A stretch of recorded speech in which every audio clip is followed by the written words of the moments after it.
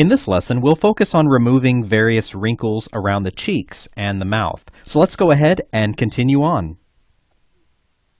Alright, so in the previous lesson, we focused on basically removing all of those major blemishes, a lot of those spots. So just kind of making that comparison one more time. We also got rid of a few rogue hairs, as you can see right there. So I like to get those out of the way right out the gate before focusing on any kind of edits or changes or manipulations of other facial features. So let's go ahead and make a new layer. And again, I'll be titling these layers accordingly in between lessons so that you can very easily go back and know what we did on those different layers.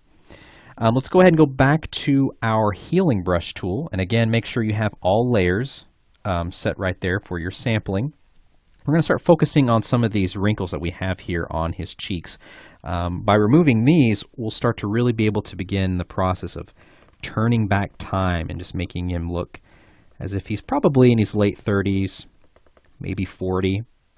So again, just as I kind of mentioned in the previous lesson, I try to sample relatively close to the area that I'm healing. Again, the healing brush tool is putting into account just the highlights and shadows of different areas that you're painting over. Whereas you wouldn't want to use the clone stamp tool, because you can see if I kind of sampled from right here and I continued on up, it's not going to give me as pretty of a blend right there, okay? Whereas with the healing brush tool, even though I do try to sample relatively close, even if I sampled over here and tried to heal that, it still does a pretty good job. Again, it's putting into account the shadows and the highlights.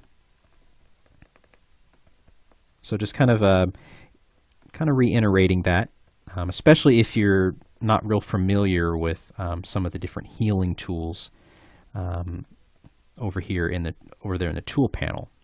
So already, if we kind of zoom out here, you can see what a huge change we've already made. We've started to really turn back time just by removing some of those major wrinkles as a result of just all the different facial expressions you make over time. Okay, so we'll go ahead and kind of continue on over here. Now I'm not going up into this area just yet below the eyes. We're going to kind of focus on that later on. And we'll talk about how you don't want to completely remove certain wrinkles entirely, like we are right now with these wrinkles on the cheeks. You don't want it to feel unnatural, especially given how old this gentleman is.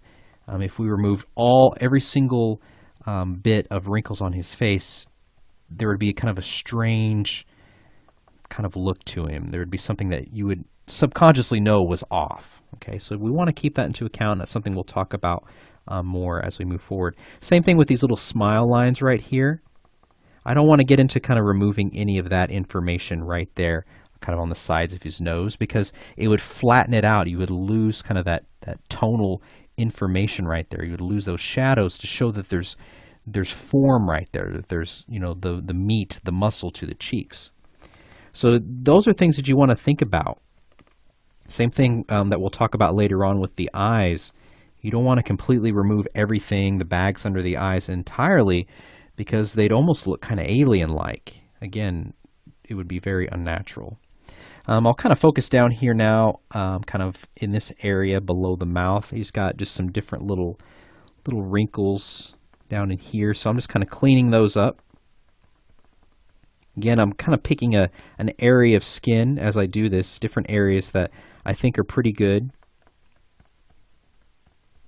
So kind of this area right here I feel like is proving pretty beneficial. And again, as you do this, if you're zooming way in, which you kind of want to really get in there and see what you're doing, but zoom out and then make a comparison. So whenever you're zooming way in on something, you kind of become tunnel visioned, and you can almost go too far with some of these types of changes. And that really almost applies with anything you do in Photoshop, whether you're painting or drawing or whatever. If you zoom way in, you can almost become lost in what you're doing. So definitely do that. Just do a little zoom out and kind of make some comparisons and see where you're at. And that gives you the opportunity to kind of rein yourself in make any adjustments as needed. All right, so let's go ahead and zoom out again here and kind of see how we're doing. All right, making a lot of progress. So already we've started to peel away just a few years here for this gentleman's face by removing those wrinkles right there, as well as those kind of blemishes or sunspots or whatever you want to call them.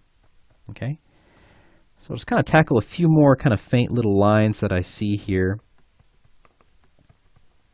And you can also tell just by looking at his skin that we're going to have to maybe very faintly kind of address some of the skin issues that he has even further, kind of slightly softening some certain areas. You can kind of see over here in the cheeks, kind of these little whelps or bumps right here, probably from a lot of exposure to the sun. So we're going to try and take away from that area as being very emphasized. We kind of want to kind of soften it up a little bit, but we still want to retain that texture. So that's something else that we're going to tackle later on. I'll kind of share with you a method that would work for this particular photo. All right. So in our next lesson, we'll go ahead and continue on. And we'll go ahead and kind of focus on these kind of crow's feet that he has here on the outer corners of his eyes right there. And then from there, we'll actually focus on kind of the bag areas of his eyes where we see those wrinkles. So we're kind of working our way kind of inward. So stick around. We're making a lot of progress, and we'll continue on in our next lesson.